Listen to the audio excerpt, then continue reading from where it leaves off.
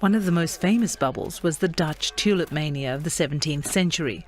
The purple and white tulip from Turkey was all the rage. Demand for the tulip was hard to keep up with, and the price went through the roof. Clever traders stockpiled bulbs to sell them later at an extra profit. This went on for a while. People thought the price of tulip bulbs could only go up, so more and more people bought them. This increased the demand even more, so that the price went up again. Tulip bulbs became impossibly expensive. In 1635, one tulip bulb was sold for 6,000 guilders, the price of a mansion on the Amsterdam canals.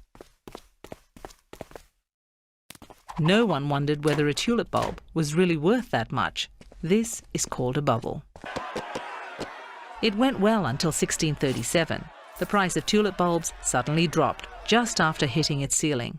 People suddenly realized you could grow tulip bulbs yourself. The bubble burst. The price plummeted to a fraction of the record price. The traders and speculators who still had tulip bulbs in stock couldn't sell them anymore at the high price they paid for them. They had to accept monumental losses.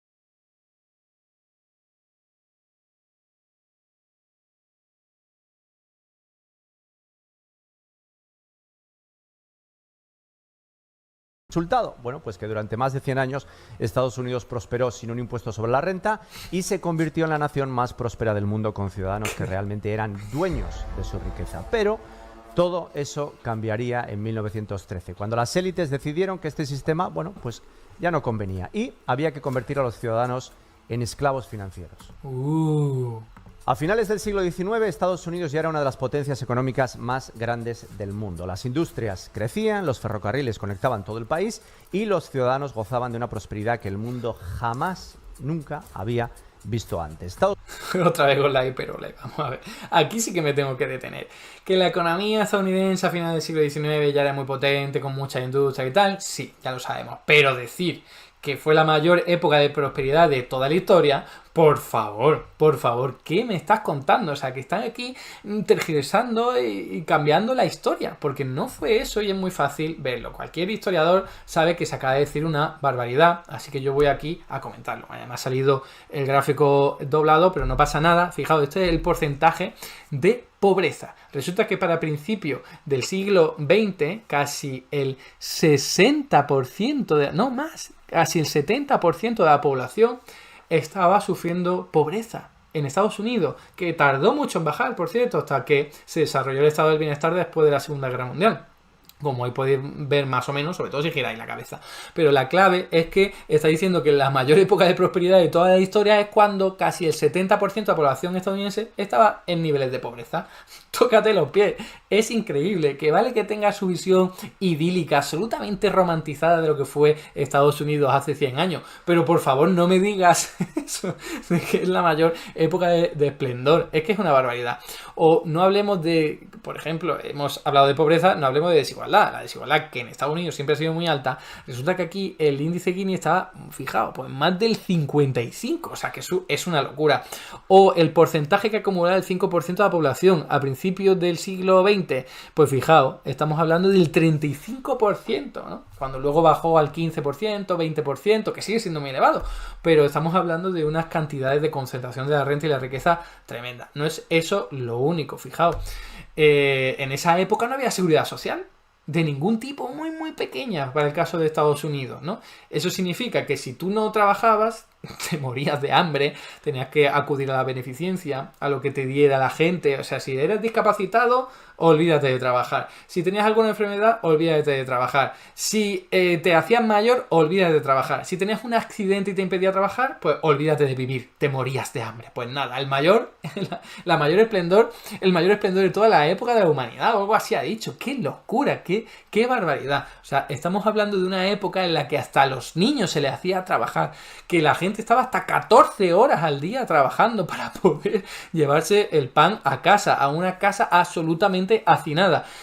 Y esta gente, o sea, y este tío dice que se vivía mejor que nunca en la historia de Estados Unidos. Por favor, qué poca vergüenza, qué poca vergüenza. Os leo algunos datos para que veáis, ¿no?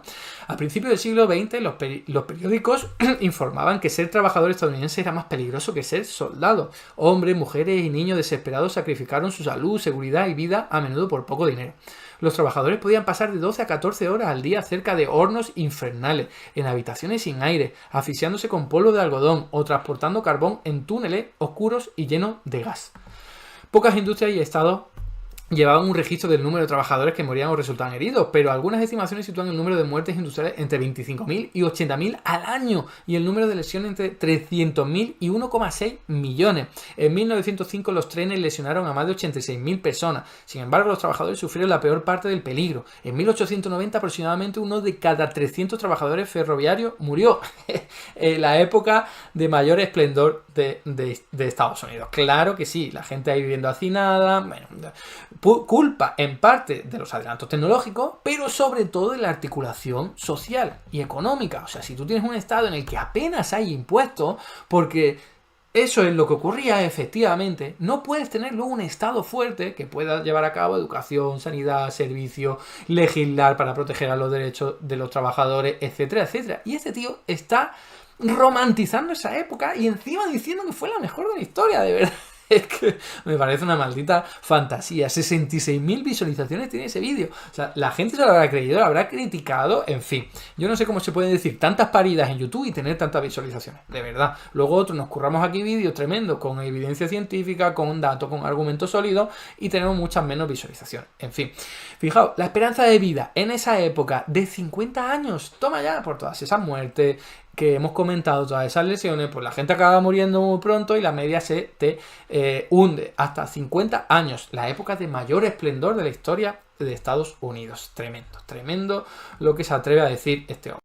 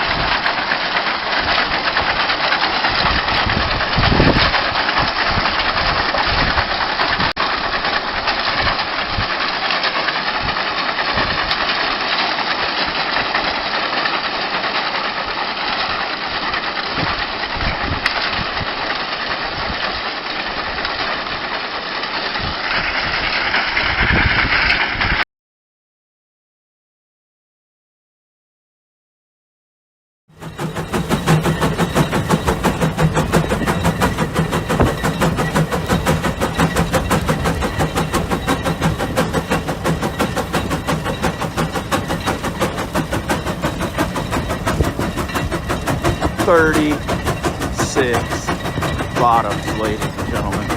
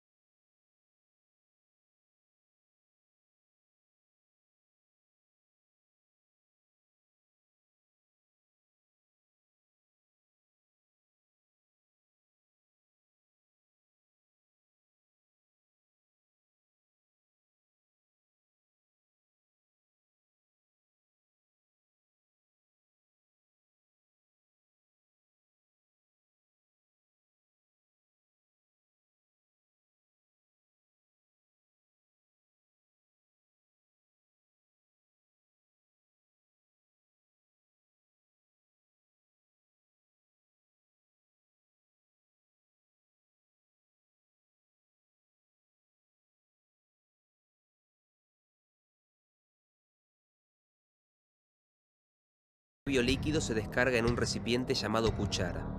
Luego pasa a la estación de desulfurado, donde se le extrae el azufre, que es un elemento que perjudica la calidad del acero.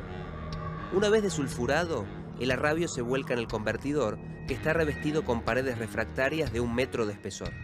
El convertidor básico al oxígeno se puede cargar con un 80% de arrabio y un 20% de chatarra. En lugar de aire, se insufla oxígeno puro durante unos 20 minutos a través de una lanza. Mediante la tolva de alimentación se agregan productos fundentes, como por ejemplo la cal, que permiten captar las impurezas que forman la escoria.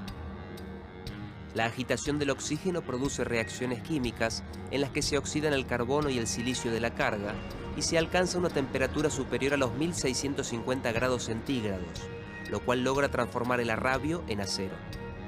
Una vez que se termina el soplado de oxígeno, la lanza es extraída y el convertidor se inclina para vaciar la escoria que flota en la superficie. Luego se inclina en dirección opuesta, vaciando el acero en una cuchara para llevarlo a la estación de afino, donde se ajustarán las composiciones del acero, dándole las propiedades deseadas. El proceso dura unos 45 minutos y se pueden refinar 250 toneladas de acero. Se obtienen aceros de alta calidad, por lo que actualmente es el procedimiento más empleado en todo el mundo.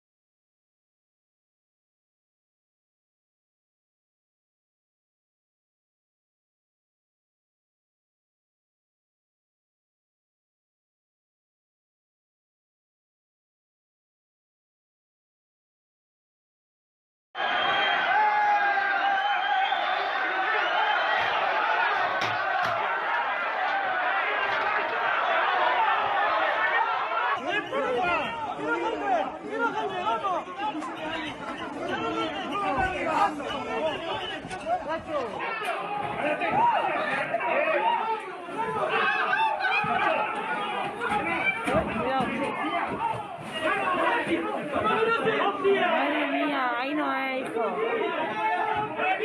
Por allí, por allí, por allí.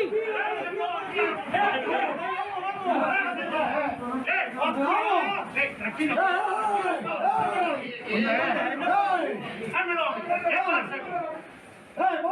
Tranquilo, ahí, fuera todo. Chico, por allí, el freno allí. Tranquilo. Déjamelo, ¿por qué me meten los guardias? ¡Anda que nos vamos! ¡Silencio! Hacer el favor de bajaros para abajo. Ya lo bajamos 5 minutos, por favor. Bajaros para abajo. Momento todo, ¿eh? Bajaros un momento abajo.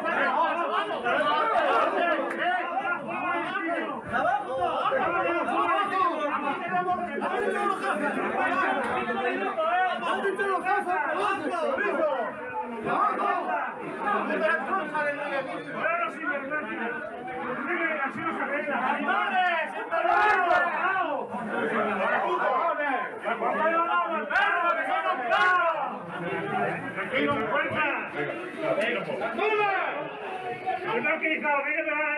Me cago en los tacos que dice. Vamos ya, años para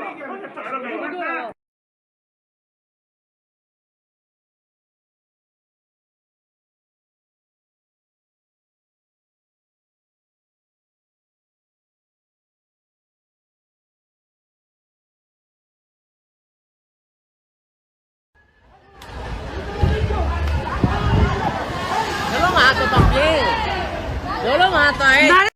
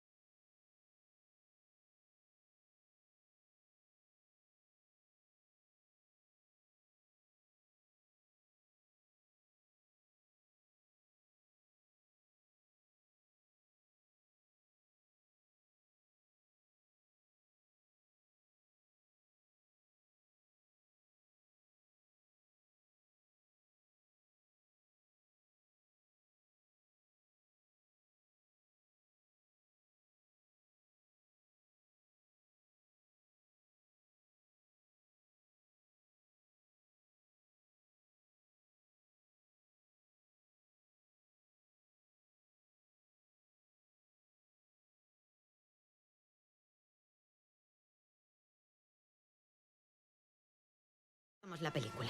Bienvenidos. Aquí en White Whale Consolidated Interests lo hacemos todo con la magia del libre mercado y el modelo White Whale. Exactamente, señor White Whale. ¿Por qué? ¿De dónde venís vosotros? ¿Y cómo os habéis manifestado en mi despacho? ¡Desapareced, espantosos demonios! No somos espantosos espectros.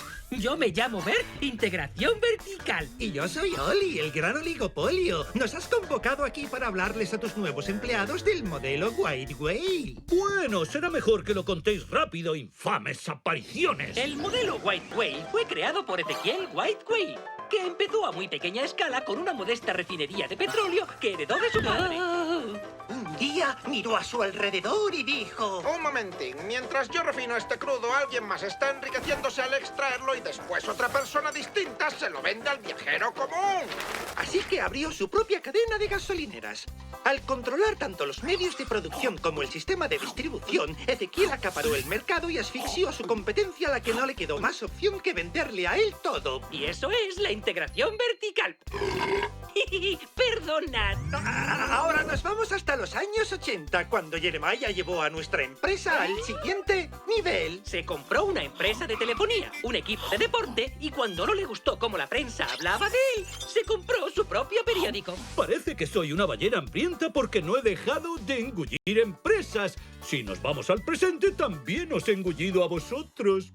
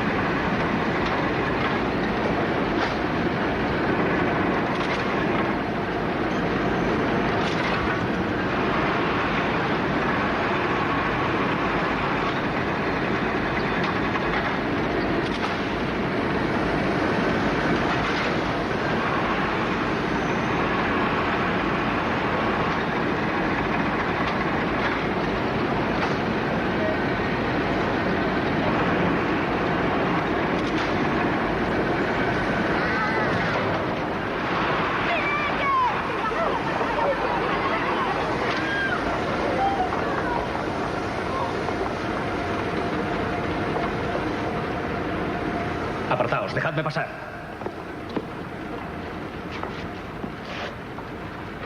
Ha muerto.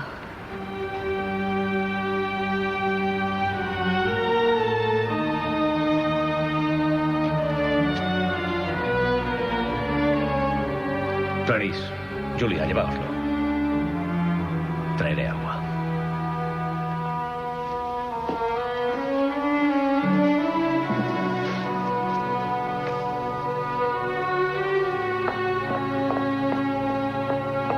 Vamos, Ned, no lo hagas. Déjeme en paz. Vamos, Ned. No hace falta hablar flamenco para entender esto. ¡Fuera de aquí! Venga, a las máquinas. Todo el mundo, vamos.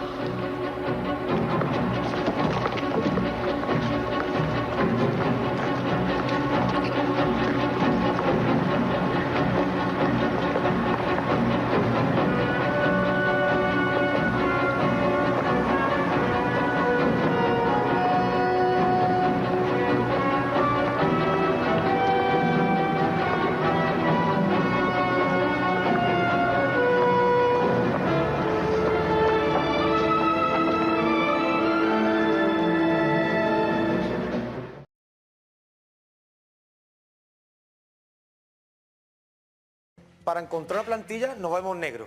Sí, pero eso no tiene que ver con la reforma laboral. Vosotros habéis criticado la reforma laboral y yo quiero saber qué no podéis cumplir de la reforma laboral.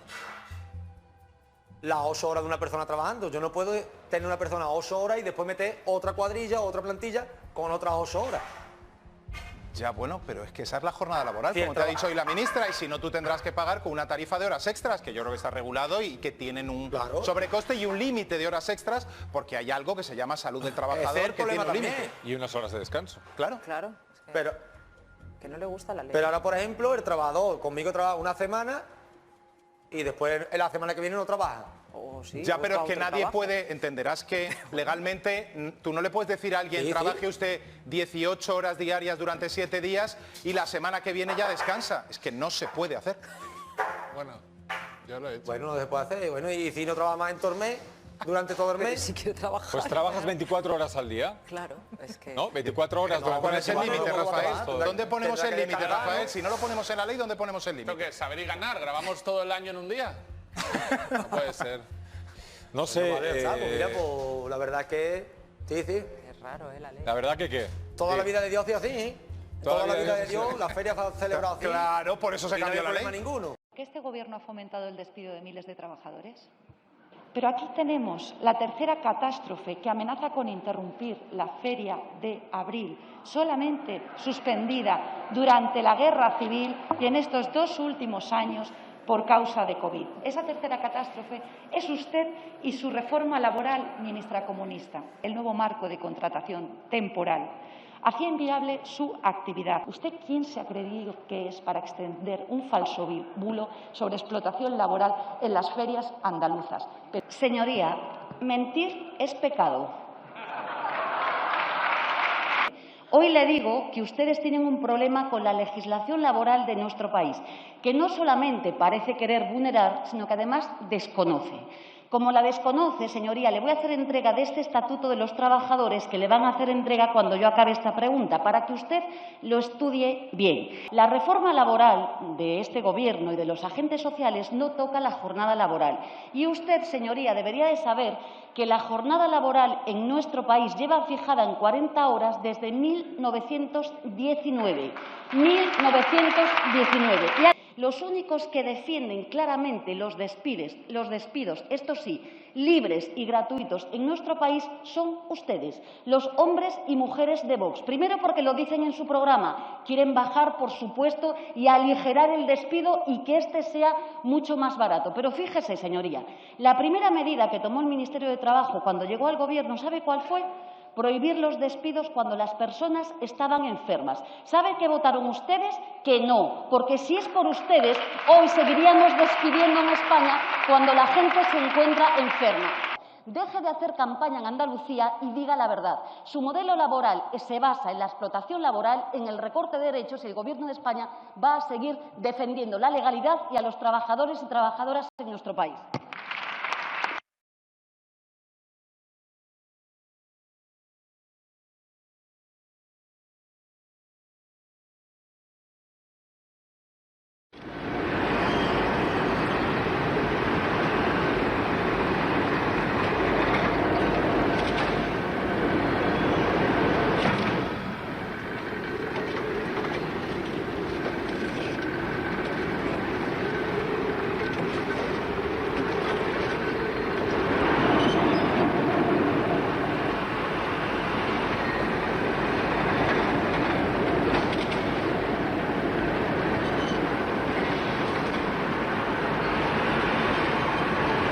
Coged eso. Ese cesto. Quita.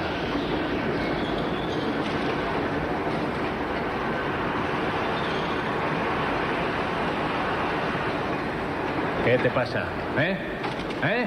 Recoge eso.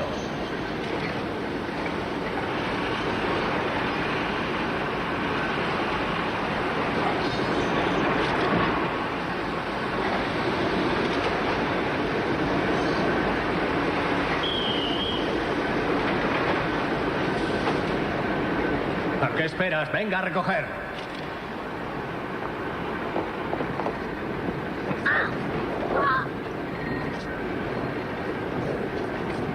Si no puedes trabajar aquí, estás de más. Venga, largo. ¿No has oído? He dicho que te largues. ¡Fuera! Y tú, 2 céntimos de multa. Yo no he hecho nada. 2 céntimos o te largas también.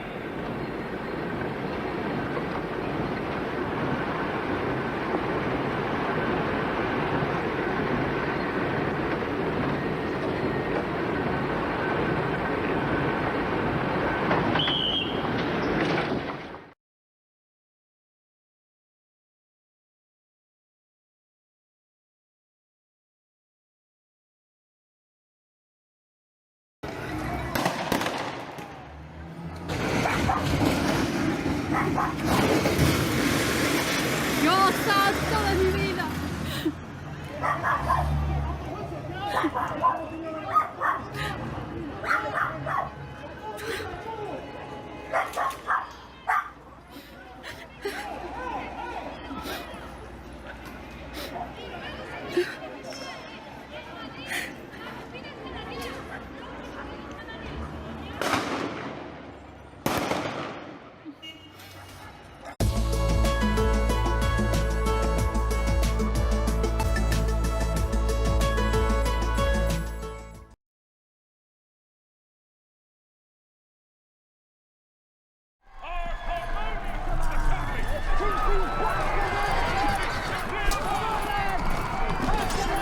That they have roundly failed! Mr. Hunt, the yeomanry is here.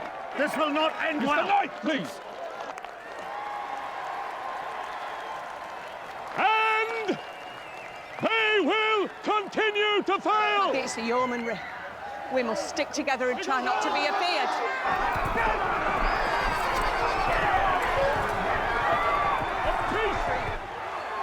Of unity and of hope.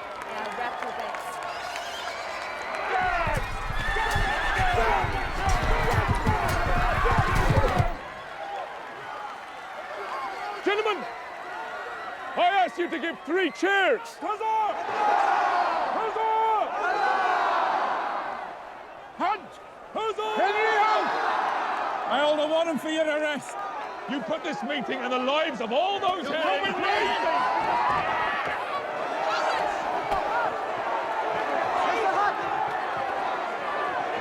Come with me. This is a I'm too tired of the London Times! I cannot! Come on! Have at it! Have at it!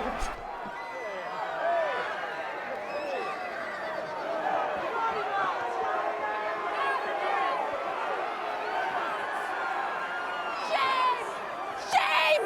God will judge you all!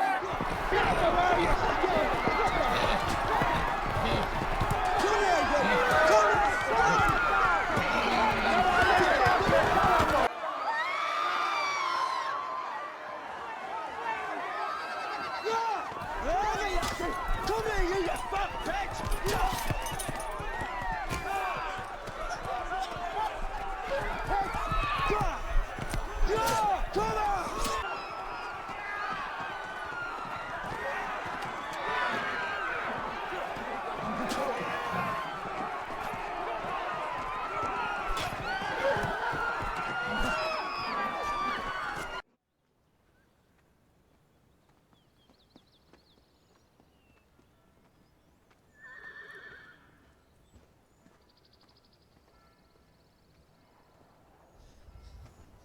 John.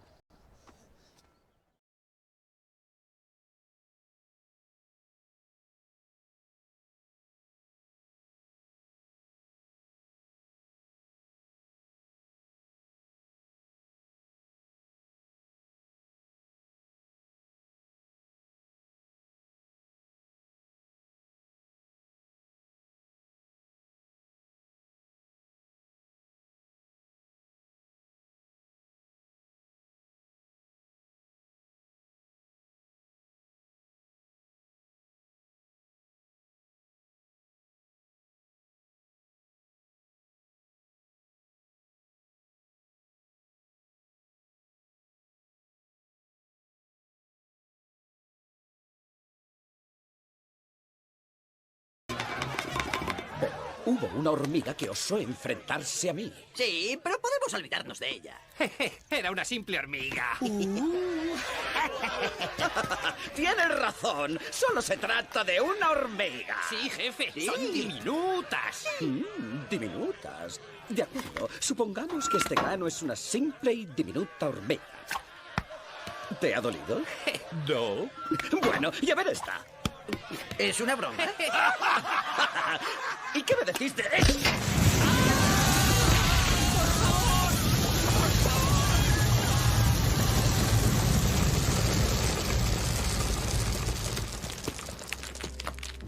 Si dejamos que una hormiga se enfrente a nosotros, todas podrían hacer lo mismo. Esas hormigas, aunque sean unas canijas, nos superan en 100 contra 1. Y si llegasen a esa conclusión, se acabaría nuestra forma de vida. No es cuestión de comida. Lo que importa es mantener a esas hormigas a raya. Por eso vamos a volver. ¿Alguno de vosotros quiere quedarse?